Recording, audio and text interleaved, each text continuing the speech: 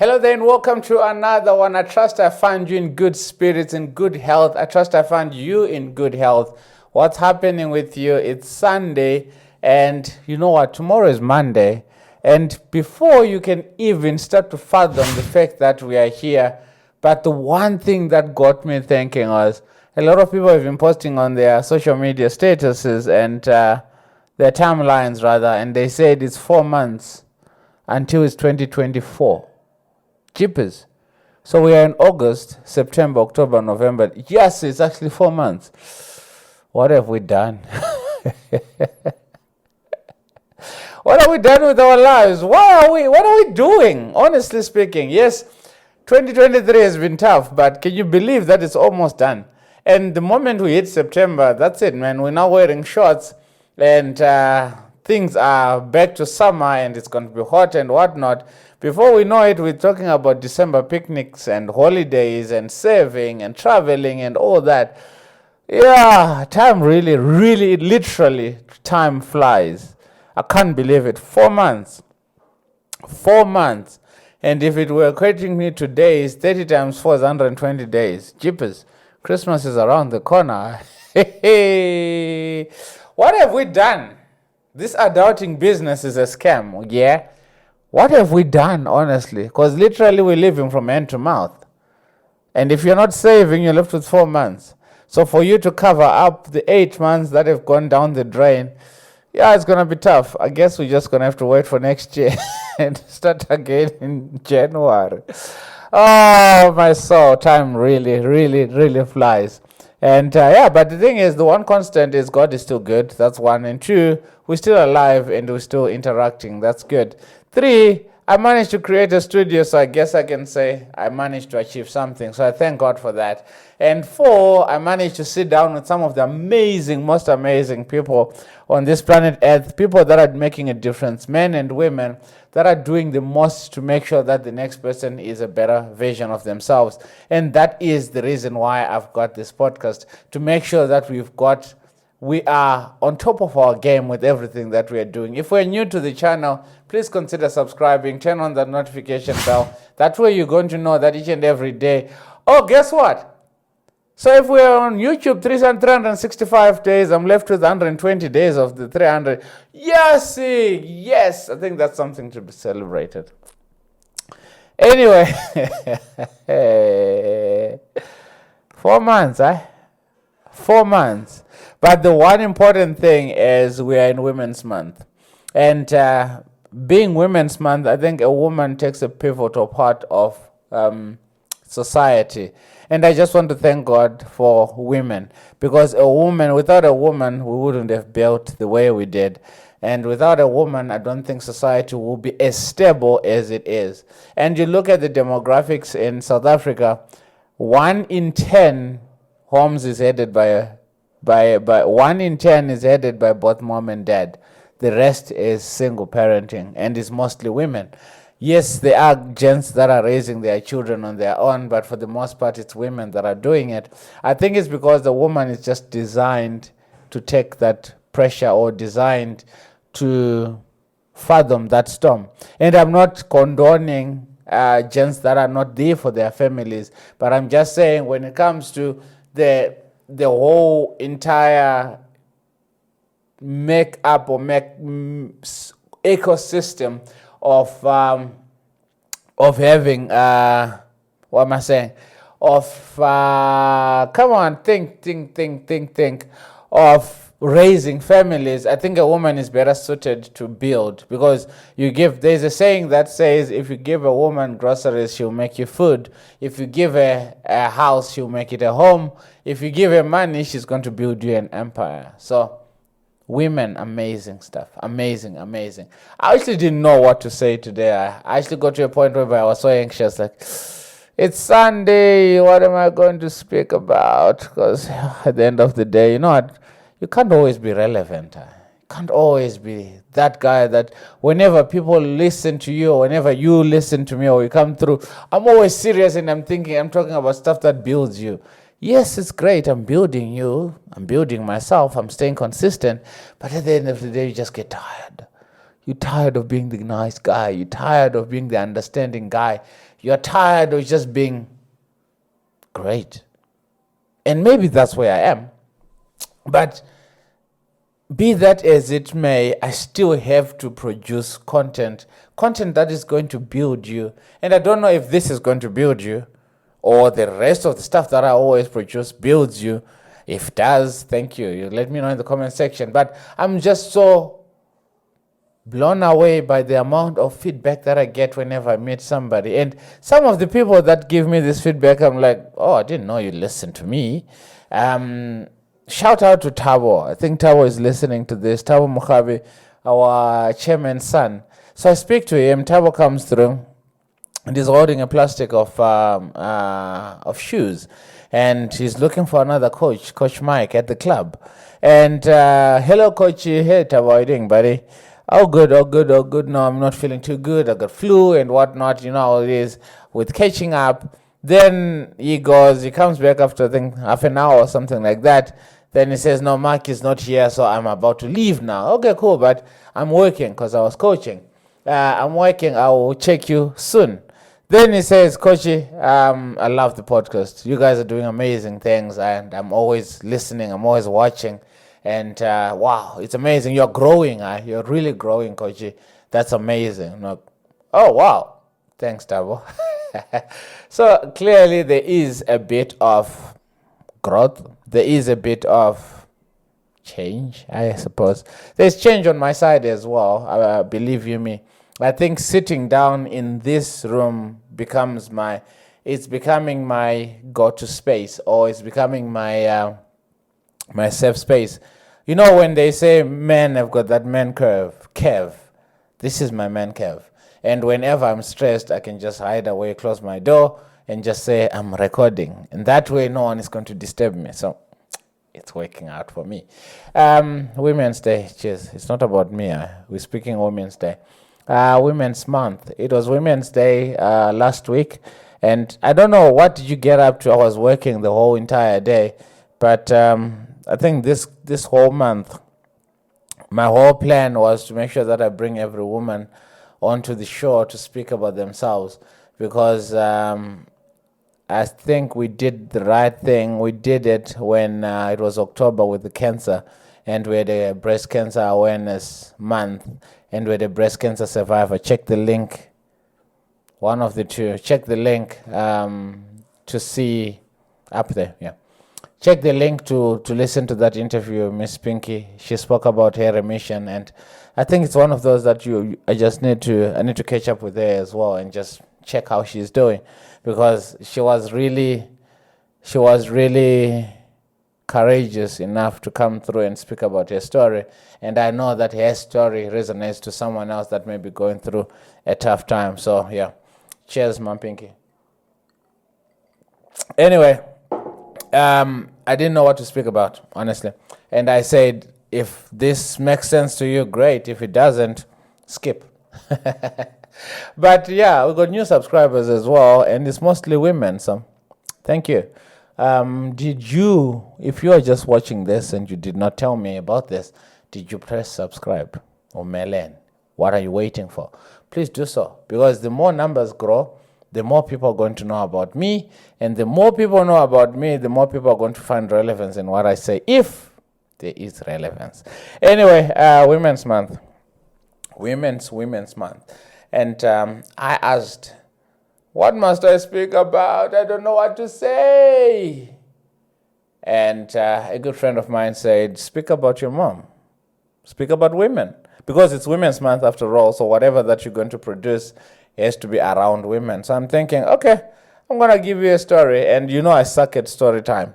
But just get the point that I'm trying to put across is a woman will go through the ends of the earth to ensure that her family is good, or to ensure that she builds herself and builds the people around her in the process. And I believe that's what my mom did. That's the kind of woman that she was. May her soul rest in lovely peace, Winfreda Moyo. My mom was a hustler. I think the mere fact that I'm this kind of hustler, I take it from her, because my dad was nowhere close to a hustler.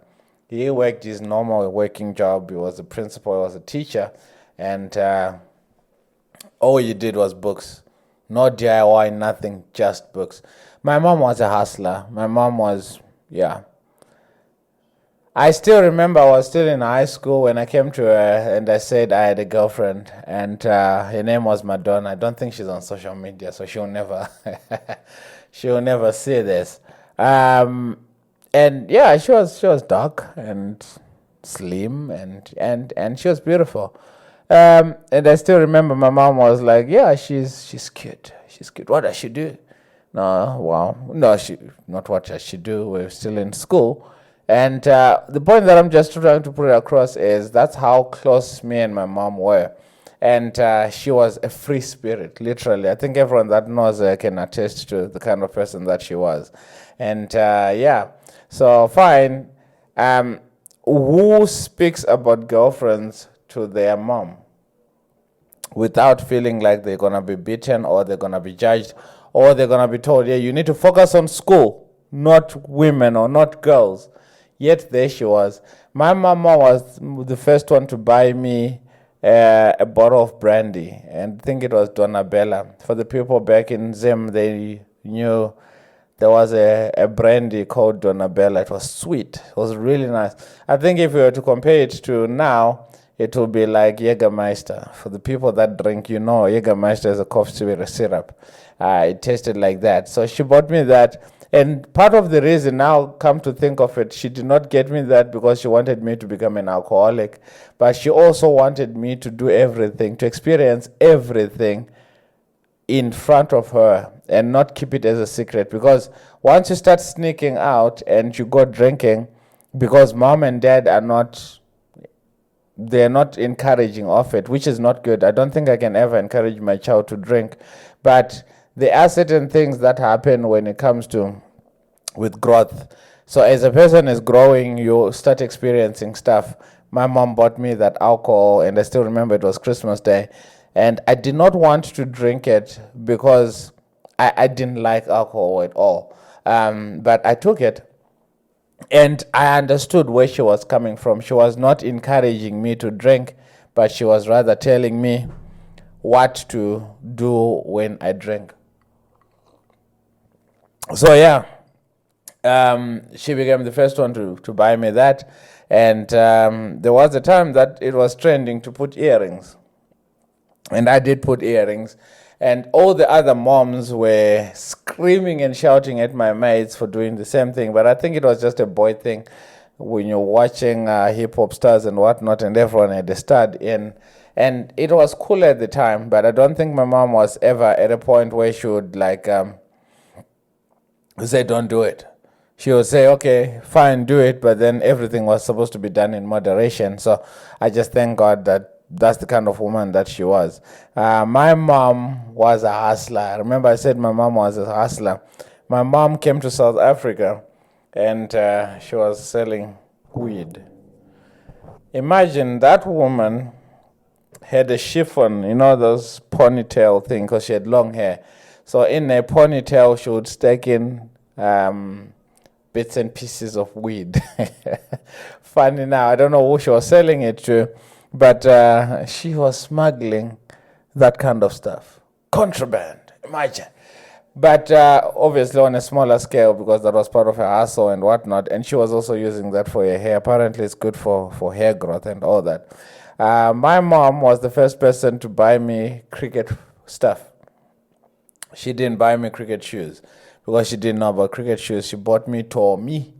Tommy.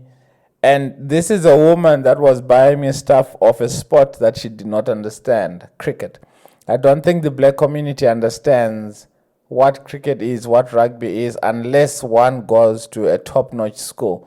And sport in general in the black community is not something that you can say you're going to make a living out of. So I get it. I always celebrate the fact that she bought me cricket stuff even though she did not understand the game. That was because of how much she believed in what I could do. And part of the reason why probably I am where I am is because of that self-belief that just kept on. But I don't think my mom ever sat me down and said, I believe in you, you can do it. But it was more to do with the actions or the actions that she took, not the words that she said. And my mom was the first person to actually understand that I loved cricket, and I could pursue it as a full-time thing. And here I am. May her soul rest in peace, that she's not there to actually witness all the growth and everything that I'm doing, but I know she's looking down from heaven. My mom was a staunch hard worker.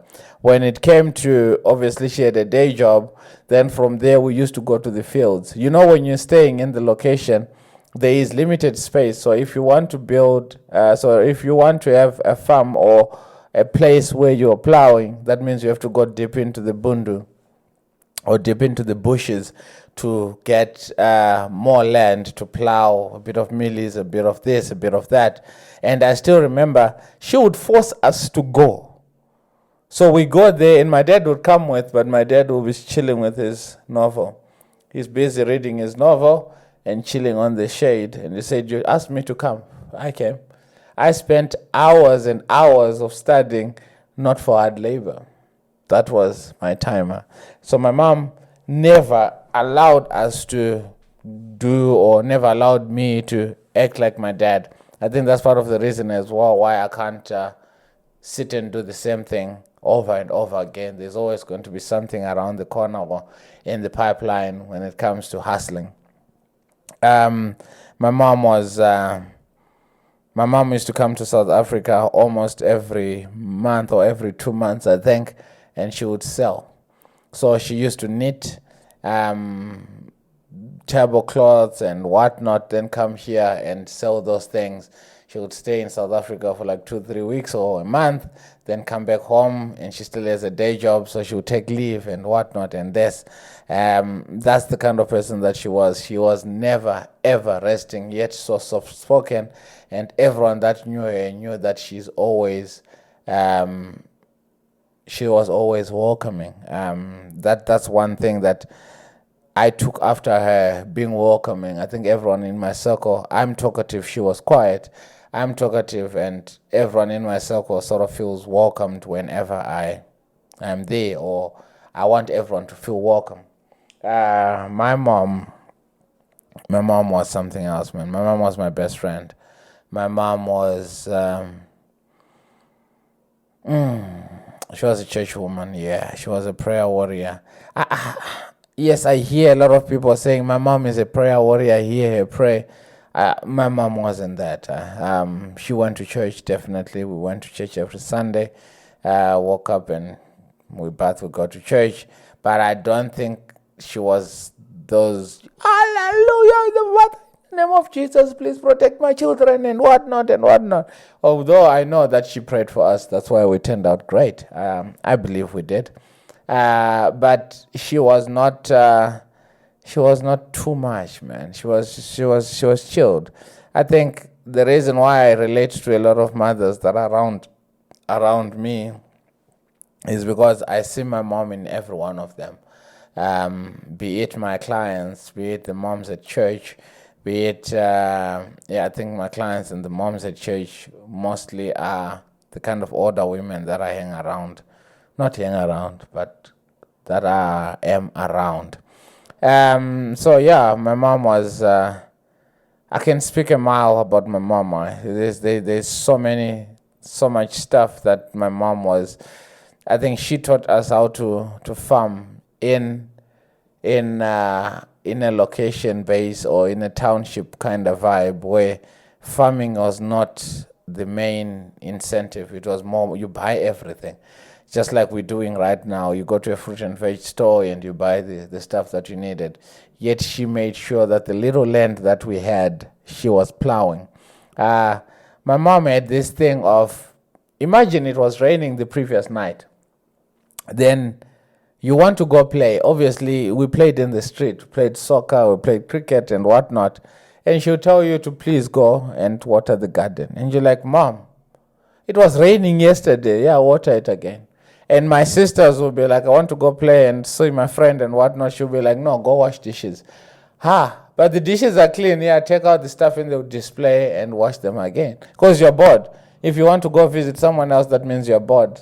So it was that's the kind of person that she was. And it's only later on you start realizing that, no, man, she was teaching me responsibility when she said I must go and water the garden that was already wet. That was trying for her. It was sort of trying to make you understand that you are content in your situation, or be content where you are. You don't have to go to someone else so that you can have fun by visiting them and whatnot. In as much as, yes, there is a social aspect that is sort of being affected, but then at the same time, be content with who you are on your own before you can spread your wings out there, because you cannot love someone else if you haven't loved yourself. My mom made me raise pets. We had rabbits, and gosh, I hated going to find food for the rabbits.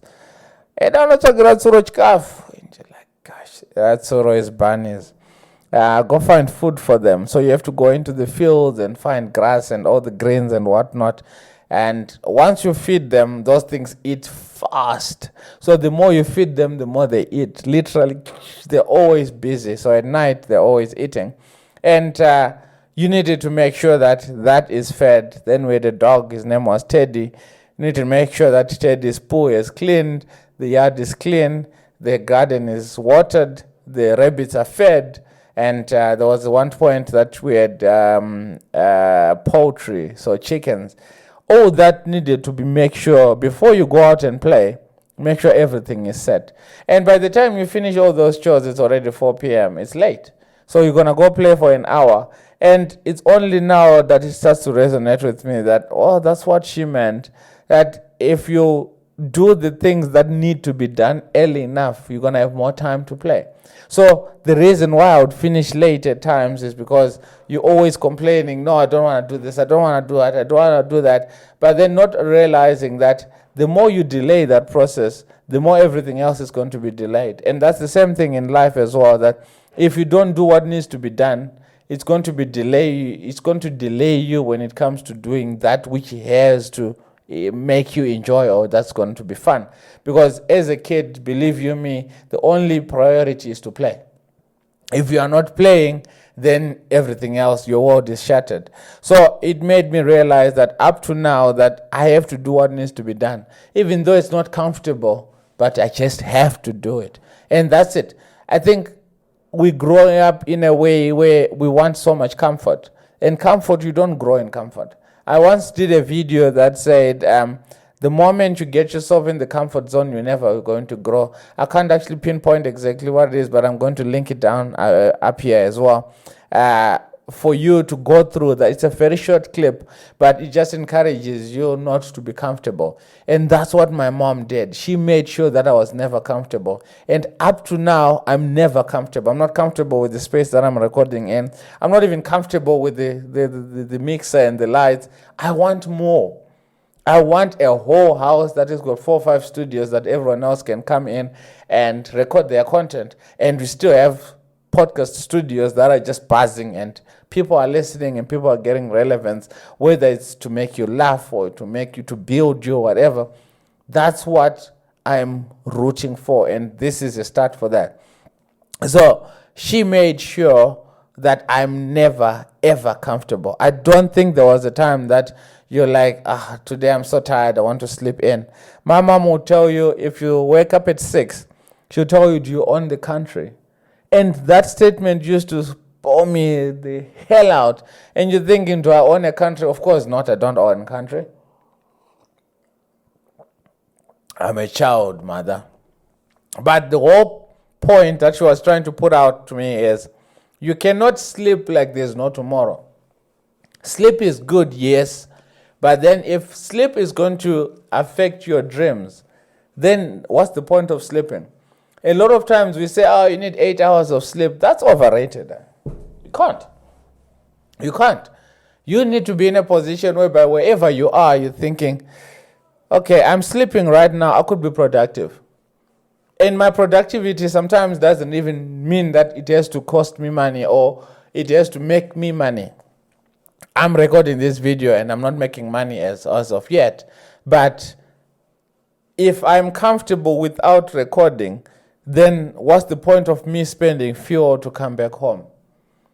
What's the point of me spending fuel or spending money to buy all these things if I'm not going to make use of them? That's where the productivity comes from. And that's one thing that my mom made sure of, that you are never comfortable. I'm never comfortable. I'm never content.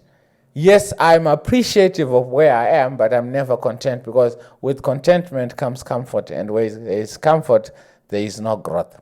So that was my mom. My mom was, my mom was something else. For a woman that did not go to school when she was raised by her parents, because back in the day, I think school was not a priority for women, and she was then sent to school by my dad.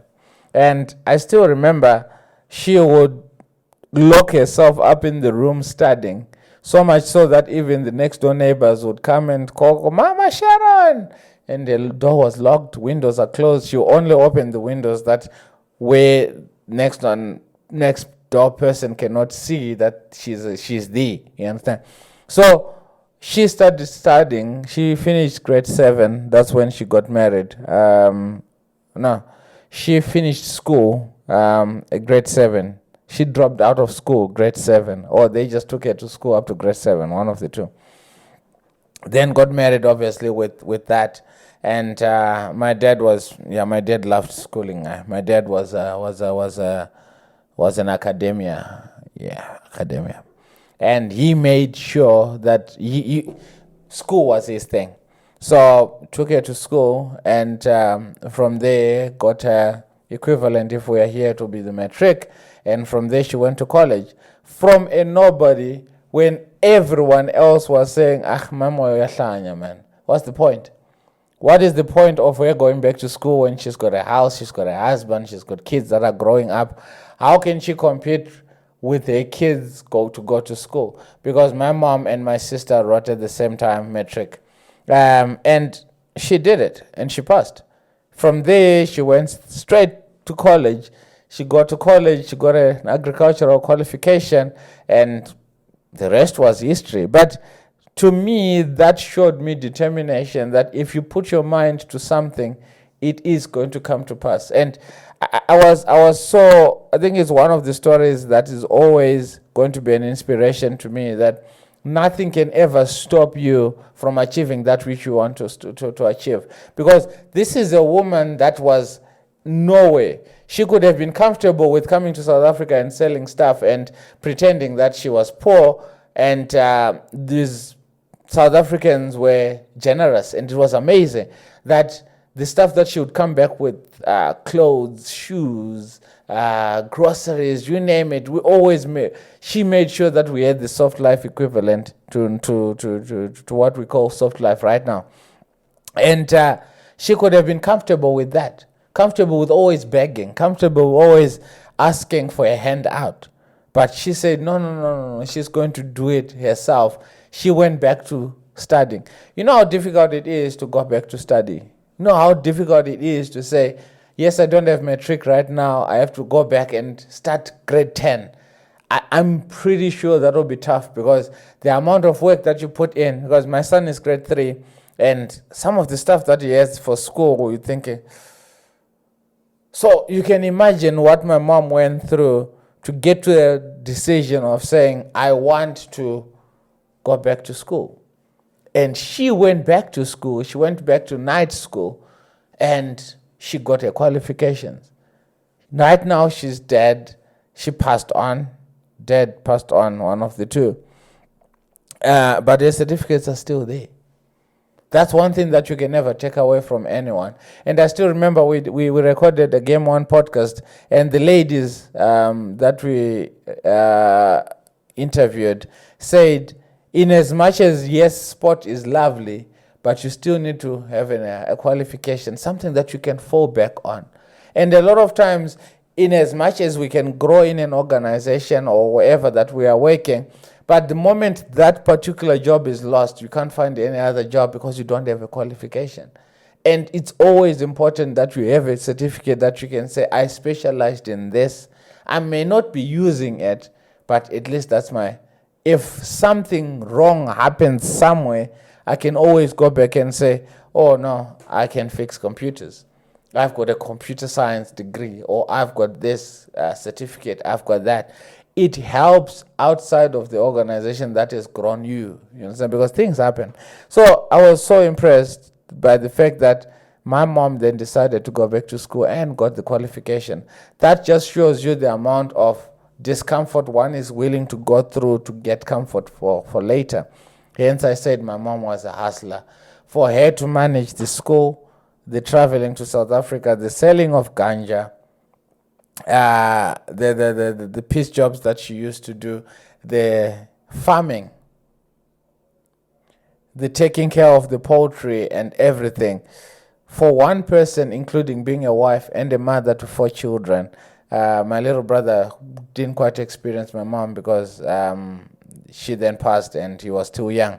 And that just shows you that if you put your mind to it, she was wearing 10 jackets, if not more, from also taking care of my dad's family and her family and relatives and whatnot. For one person to carry so many jackets and still carry them with pride and with so much vigor, women, it just shows that a woman will go through the ends of the earth to make sure that her family is strong and her family is happy. And I'm so thankful for every woman that we have, that the amount of kids that come to cricket, and moms are the ones that are responsible for the timetables, for the up and down and all that. I remember a few years back, one of my clients passed on, and the husband was, obviously the husband is working, and the wife is the one that does the runarounds from cricket to soccer to hockey to this. And the week that she passed, I think he took off because he had to now take the children and all that. And I still remember, I think a week or 2 weeks after she passed, he said, "Gents, I've got no clue how my wife was doing this. I've got no idea, because it's really tough to manage work and the runarounds. School runs are tough. I think everyone that takes children in the morning understands that a school run is really, really tough. For a woman, it's just second nature. She's going to wake up, make sure the lunch things are done, the clothes are clean, the books are packed, the extramurals activities, whatever, everything is set. And still be able to say, you know what, let me have coffee. I think women, I've got another lady, I don't know if you mind me mentioning her name, Lynn Soulsby. She says for 12 years she doesn't know when last she took care of herself. Because one, she has to drop one kid, then drop another kid at cricket, drop another kid at soccer, drop another kid at this, come back, make sure this is done, that is done, the house is done, and all that, and she still has a smile on her face because she loves what she's doing. So a shout out to all the women, because I don't think society will be where it is if it wasn't for the woman. So if ever, as a woman, you feel irrelevant, just know how much impact you're putting on. Even if you're a single woman, you are putting so much impact on this world, because that boyfriend won't be where he is if it wasn't for your guidance. And a lot of times you think that, no, man, he doesn't listen to me. But believe you me, as men, we do listen. We may not show it there and then that, oh, you're making sense. But for the most part, men, we are nothing without women. And it's a massive shout out. And I believe that God is always going to protect a woman, because Proverbs 31 says, a virtuous woman, I think I'm going to link it down, but I don't know what it really says, but it speaks about a woman. And a woman is clothed with righteousness. There is so much that goes through a woman's mind, yet she still presents a smiling face. I think with us gents, the moment something pisses me off, I tune out. Not a woman. To still be saying it's 12 midnight or it's 9 p.m. or 9 a.m. or 6 a.m., whatever the case may be, they may be so exhausted, but they'll still wake up and do what it needs to be done. They'll still wake up and do what is expected of them. By the time we wake up in the morning, you're like, oh yes, there's a smell of muffins and whatnot. but then it takes a lot to stand there in the kitchen and to make sure that we are good. And I think every woman possesses that strength. And a lot of times women go through mental health, and they go through that time of you are self-doubting.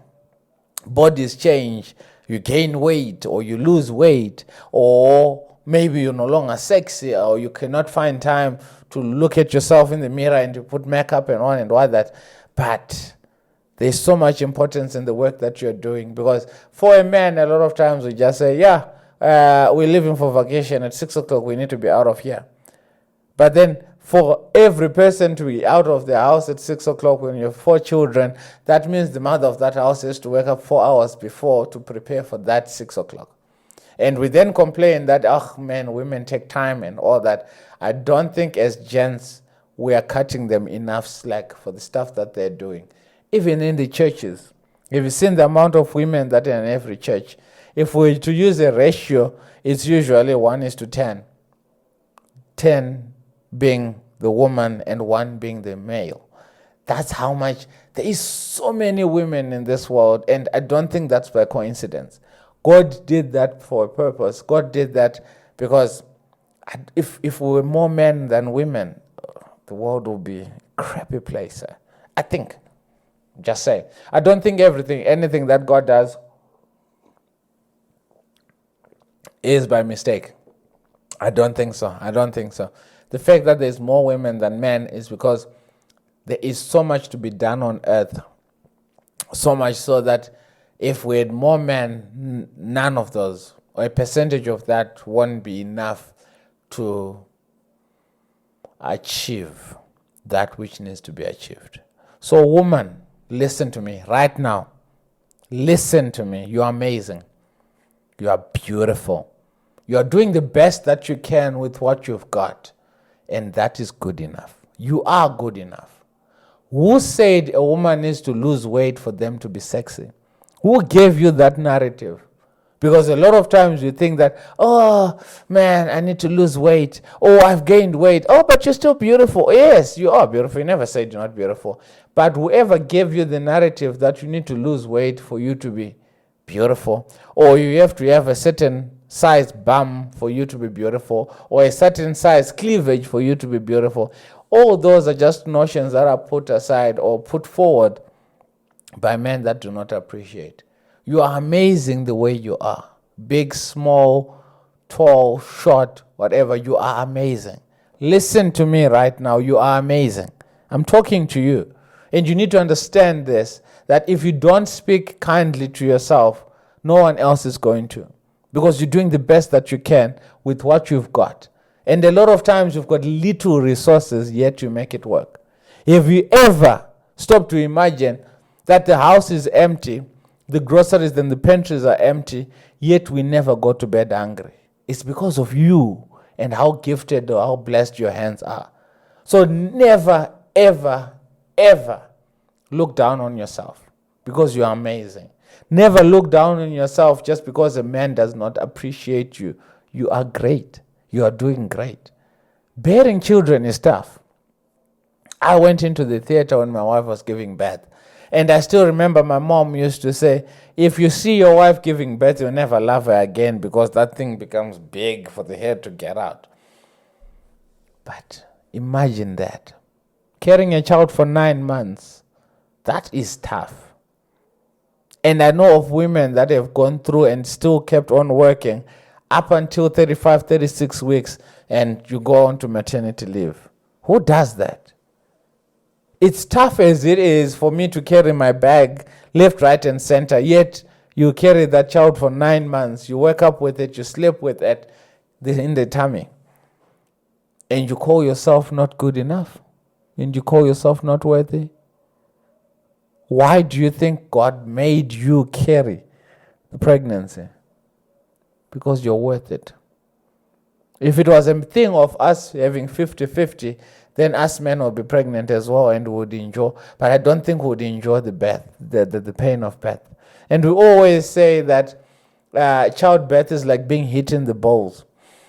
Yeah, being hit in the balls is painful. But woman, you're doing well. you are doing well. The mere fact that you may not have kids and everyone looks at you as barren and never the husband, that again is a societal trait. Why must it always be the woman that takes the blame? Why must it always be the woman that has to be the understanding one? There is so much that a woman is being deprived of, yet we are saying Pambili mfazi, bokodo and all that. But if you yourself don't believe how strong you are, how big you are, or how quality you are, no one else is going to speak life into you. You need to start speaking life into yourself. You wake up in the morning and say, oh, I'm drop dead beautiful. I'm gorgeous. I'm sexy. Sassy. So much so that by the time you get out of the world and someone says, oh, you look fat. Oh, wow. Fat is beautiful. The last time I checked, fat is sexy. Who said you have to lose weight and be skinny for you to be sexy? That is sexy, yes, but so is the one that is big. So is the one that has flat chest. So is the one that has a flat bum. You're still beautiful in your own right. And Puluko said, I can't say beautiful in your own right. You are beautiful. Not in your own right. You are beautiful. You are amazing. You are a hard worker. I don't know. I've never come across a woman that is lazy. Never. Never. And it's Women's Month. It's a month for you to shine. You better. The mere fact that there is a month set aside for you, you must be something special. Imagine if there was Men's Month. I would love Men's Month. What do we do with ourselves, gents? Men's Month coming up, yeah. But yeah. So woman, speak life into yourself. Speak kindness. Be kind to yourself. Work hard for your family, yes, but also work hard for you. There is nothing wrong in saying, no, today is my day. I'm not cooking, I'm not doing laundry, I'm not cleaning, I'm not doing anything. It's my day. Don't ask me for anything. It's okay. It's okay. All right? Right? Yay. I said okay. Thank you. I love you so much. Okay, guys, I think we've spoken enough. It's 43 minutes now. Okay, let's just push it to 45 minutes. What else are we going to speak about? Anyway, every other day we come back. Tomorrow I'm coming back with another one. Guys, it's really tough. It's really, really tough recording every day. Feel like I've got a second new job or something like that. But yeah, it's tough. But I love it. I love what I'm doing, and I thank you for everyone that has been pulling through. Share, like, do everything to make sure that someone else hears about this. Because at the end of the day, I'm not doing this because I can. I'm doing this because I said I will, and I shall. Be it as it may, same thing with you. You can and you will, and you shall. So do it. Just do it. Like Nike said, just do it. There is a link again to another video that says just do it. There's another one that says do you. When last did you do you? When last did you do something that benefited you and not the other person? Ooh. Ouch. When last did you do something that benefited you? Not your church, not your family, not your husband, not your kids, not your colleagues, you. When last did you take yourself out and say, I'm going to have ice cream, even though it's my last cent? 5 rand. Let's go to KFC, you, yourself, and you. And just switch off that phone. Or even be on that phone, it rings and ignore it. Because that's your time. When last did you sacrifice 10 minutes of your own time for you? Where you're not even thinking of anything else but you. What can I do differently with myself? And this goes out to the gents as well. When last did you do something? Tatenda, when last did you do something for you? Without thinking of Alake, without thinking of Pumza, without thinking of your church, without thinking of this podcast, without thinking of the sport network and your kids that you coach. When last did you do something for you? Let me think. When last did I do something for me? Yo, comment down in the comment section. When last did you do something for you? Yeah, this is a story of another day, and it's getting intense. When last did you do something for you? There is so much importance in filling yourself up. Not because your therapist said you must, not because your friend that you confide in said you must, because you said you want to.